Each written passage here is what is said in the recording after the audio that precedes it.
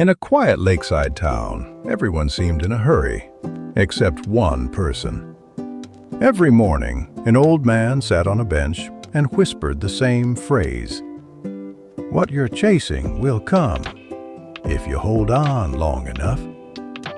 People smiled, mocked him a little, then walked away like it meant nothing. One afternoon, Ethan Carter heard that phrase, and without knowing why, he stopped. He walked toward the bench, torn between curiosity and doubt. He asked, "Do you really believe life gives what we want? To anyone?" The old man smiled softly. "Yes, but not to those who quit too soon." Ethan frowned. "So, can you help me succeed?" "I can," he replied. "On one condition.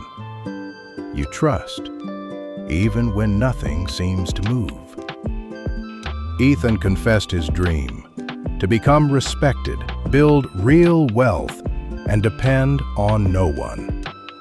The old man nodded. "Your dream is big, but gold won't make it real." Then he said, "I will give you the first jewel, time.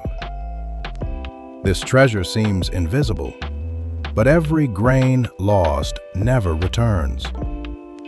Ethan felt a strange weight, as if his whole life fit inside that silence. The old man added, "And here is the second jewel, patience. Patience is watering, even when the soil looks dead. Many people work," he said, "but stop right before luck arrives." In that moment, Ethan understood. The problem wasn't his dream. It was his endurance. He thanked the old man and left with a promise: never waste his days again. The next day, Ethan looked for real work, not shortcuts, and stepped into a small jewelry workshop. The master craftsman agreed to train him, but the rule was simple. Here, you learn slowly. In the early days, Ethan mostly did the tough chores, and his ego screamed. Yet he watched everything: the precise moves, the costly mistakes, the invisible details. At night, instead of complaining, he studied, as if every minute had a cost. Weeks passed, then months, and progress stayed small, almost humiliating.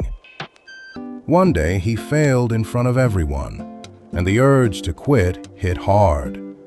He remembered the bench, the lake, and one line: "Hold on when nothing shows."